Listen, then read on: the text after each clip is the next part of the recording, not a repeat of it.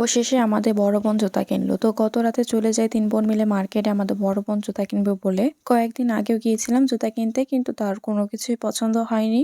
কিন্তু এবার অবশেষে ও জুতা কিনলো। সেখান থেকে বের হয়ে একটু রয়্যাল বেকারিতে যাই। কেক গুলো দেখে আমাদের বড় ভাতিজার কথা মনে পড়ে যায়, তার খুব প্রিয় এই কেক গুলো। তারপর দিশা আইসক্রিম কিনে নিল, আমিও কিছু কেনার জন্য দেখছিলাম। এরপর আপু আমাদের ছোট ভাতিজার জন্য গরম কাপড় কিনলো। আমি আর দিশা পাশে দাঁড়িয়ে আইসক্রিম খাচ্ছিলাম। এরপর ভুড়ি ভোজ করতে চলে যায় এক রেস্তোরাঁয়। সেখানে চিকেন গ্রিল হচ্ছিল, দেখে খুবই লোভনীয় লাগছিল। তো দিশা অর্ডার করে নান ও গ্রিল, এবং আমি আর আপু হালিম নেই। আর খাবারগুলো মোটামুটি ভালোই ছিল, বিশেষ করে হালিম। তারপর আপু টুকিটাকি সাংসারিক জিনিস কেনার জন্য কুকারিজের দোকানে কিছু দেখছিল। আর আমার পছন্দ হয় এই সিরামিক্সের মগ, প্লেট ও সুপ বাটিগুলো।